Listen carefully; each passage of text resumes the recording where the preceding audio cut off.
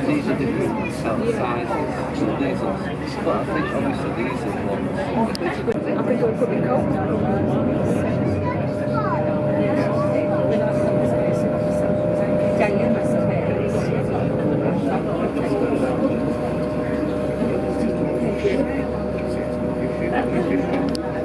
It was built in Wroxham in 1912. She's one of only 3 remaining wherry yachts in existence anywhere in the world.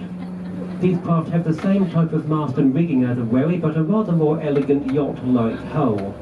All 3 remaining wherry yachts are based in Wroxham, where they can be chartered for a day out on the Broads.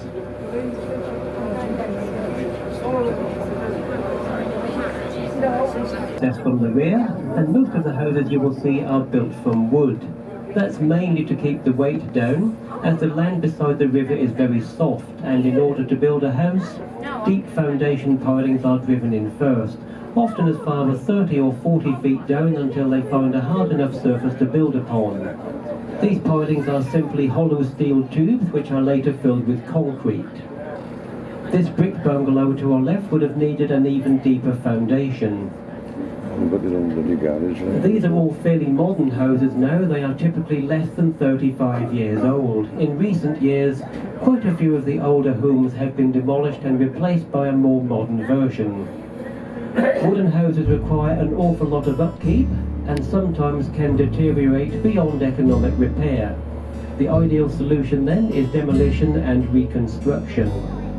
Thankfully though, this isn't always the case, and just behind these next trees to our left-hand side is a charming little 1920s bungalow.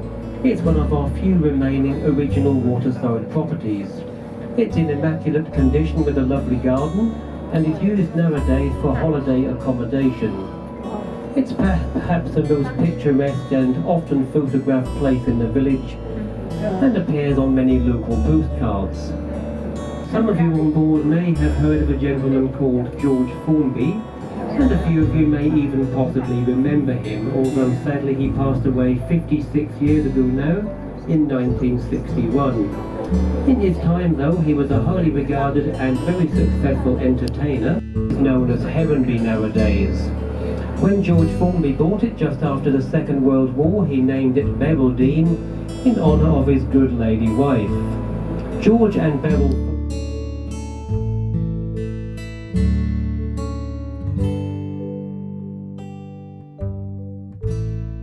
long-lasting plant, but also quite brittle, and it can't bend very easily. It can therefore only be used on the straight sloping parts of the roof. The ridge or capping is made from a much softer plant which also grows locally called sedge. This lovely stretch of water is Wroxham Broad. It's about 3/4 of a mile long, 1/4 of a mile wide at its widest point, and covers an area of approximately 120 acres. Our rivers are of course all formed quite naturally, but these lakes that we call the Broads are in fact man-made, all dug by hand many years ago, a process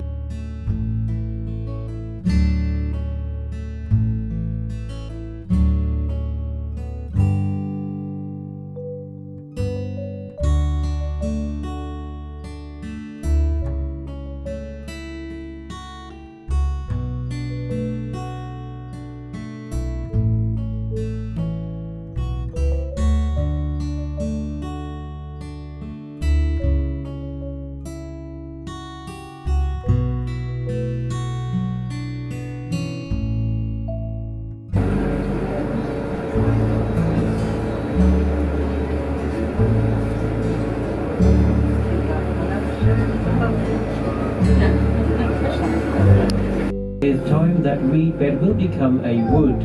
That's a process called succession. It's happening all over the Broads. It's where trees and larger shrubs become the dominant species.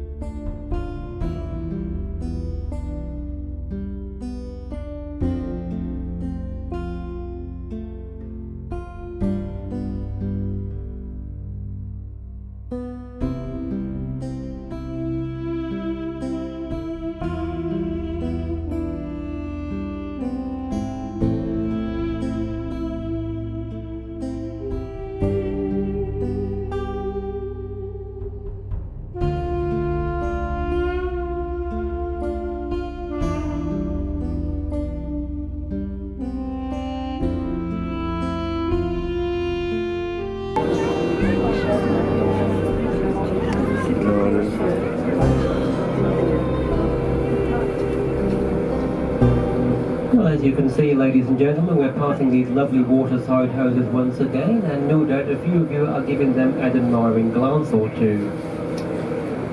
Now I can tell you that in order to live along here you will need pretty deep pockets. These houses are very expensive.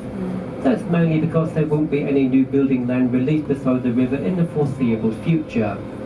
That makes houses like these in very short supply, and when they come on the market they always attract a premium price. Plus there's the upkeep. They are of course built on piled foundations which occasionally can become unstable, and they need jacking up and levelling off, a process called underpinning. It's quite a complex and costly undertaking. Just past the red and white house to our left hand side you will see a small black and white cottage. Well, that was underpinned a few years ago, and it was laying at quite a jaunty angle for a while. If you look beneath it you will see the brand new steel and concrete piling just where the blue fenders are hanging. It's looking much more level nowadays. Now of course just behind the weeping willow trees to our left is George Formby's former Norfolk Broads holiday home, which sold 10 years ago for £1.1 million. 30 years ago, though, back in the late 1980s, it was almost demolished. There were plans to put a bypass around Wroxham and Hoverton St John, with the river crossing being roughly where we are now. This meant demolishing Herrenby and the house next door to make way for the new road. These plans provoked a storm of public protest, and eventually the bypass plans were indefinitely shelved.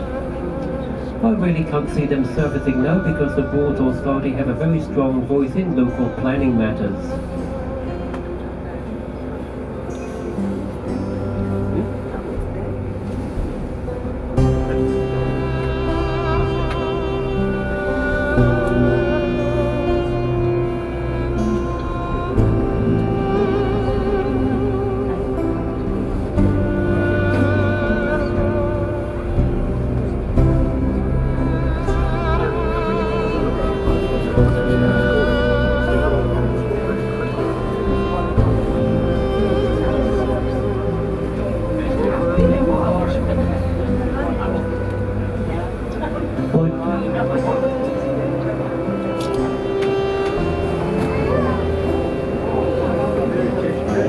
We're just heading downstream towards us now as our sister vessel, the Queen of the Broads. She's getting out on the 11:30 trip. She's 80.